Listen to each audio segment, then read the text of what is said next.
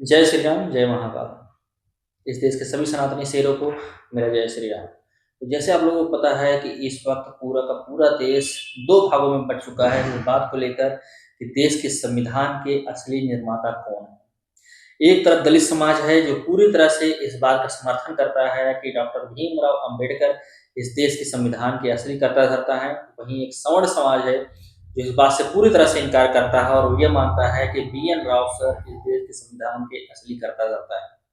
तो इस बात को लेकर समाज, देश पूरी तरह से दो भागों में बंट चुका है। आखिर वजह क्या है? इस देश के संविधान के लागू होके 70 साल 75 साल बाद इस बात को उठा के कि आखिर इस देश के संविधान का निर्माता, असली कर्ता धर्ता कौन है, इस बात को लेकर 75 साल बाद ये बहस क्यों है। तो जैसे आप लोगों को पता है कि अभी कुछ समय पहले ही दिल्ली के अनिल मिश्रा जी एडवोकेट जो है, उन्होंने डॉक्टर भीमराव अंबेडकर के खिलाफ कुछ गलत टिप्पणियां कर दी थी, जिसकी वजह से पूरी तरह से देश में बवाल मचा हुआ था। और कहीं न कहीं अगर एक तरफ देखा जाए तो सवर्ण समाज जो है डॉक्टर भीमराव अंबेडकर के पूर्णतः खिलाफ रहता है। वो इस बात को मानता है पूरी तरह से कि डॉक्टर भीमराव अंबेडकर जो थे उन्होंने सवर्ण समाज के लिए कभी कुछ किया ही नहीं। उन्होंने सिर्फ एक पक्ष को, एक समाज को ही लेकर जो भी संविधान बनाया है, वो पूरी तरह से एक समाज को ही लेकर ही बनाया गया है। तो इस बात को लेकर सवर्ण समाज पूर्णतः डॉक्टर भीमराव अंबेडकर के खिलाफ रहता है। कई जगह पे ऐसे सबूत भी मिलते हैं जहां पे डॉक्टर भीमराव अंबेडकर सर इस बात के पूर्णतः सपोर्ट में थे कि अंग्रेज इस देश को छोड़कर जाए ही नहीं।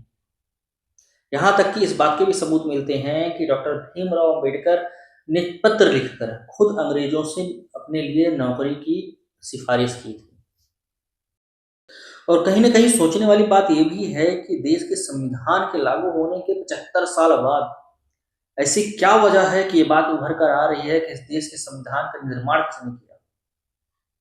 इस देश के संविधान का निर्माण डॉक्टर भीमराव अंबेडकर ने किया हो या doctor B N Rao sir ने किया हो।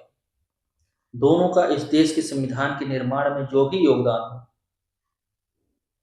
इस बात को अब इस वक्त उजागर करके और उस देश के समाज को दो वर्गों में बांटकर आखिर किसका लाभ हो रहा है, ये सोचने वाली बात है। कहीं न कहीं दलित समाज भी अपनी बात से गलत नहीं है, क्योंकि भीमराव अंबेडकर की वजह से ही उनको इस समाज में एक समानता का अधिकार मिला है। उनको नौकरियां मिल रही हैं, आरक्षण की वजह से वो समाज में बैठ सकते हैं। एक अलग बात होती है कि क्या कभी उनके साथ ये भेदभाव हुआ जिस हिसाब से लोगों को बताया जाता है, जिस हिसाब से समाज में भ्रांतियां फैलाई जाती हैं कि आज के 500 साल पहले दलितों के साथ ये किया जाता था, उनके गले में घड़ा बांधा जाता था, उनसे झाड़ू लगवाया जाता था या फिर उन्हें पीने के लिए पानी नहीं दिया जाता था। ये सब बातों में कितनी सच्चाई है, नहीं है, ये बात तो समाज के लोग ही तय कर सकते हैं। और दूसरी तरफ एक तरफ सवर्ण समाज है जो पूरी तरह से इस संविधान से उसको नुकसान हो रहा है। कहीं न कहीं आरक्षण जैसी नीतियों की वजह से सवर्ण समाज का बहुत ही ज़्यादा नुकसान हो रहा है, जिसकी वजह से एक सवर्ण समाज भीमराव अंबेडकर के इस लिखे संविधान के पूर्णतः खिलाफ में रहता है। तो तय आपको करना है, इस देश के संविधान का असली निर्माता कौन है, डॉक्टर भीमराव अंबेडकर हैं या बी एन राव सर हैं।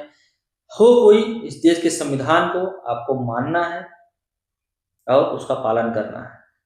जय श्री राम, जय महाकाल, जय गौ माता।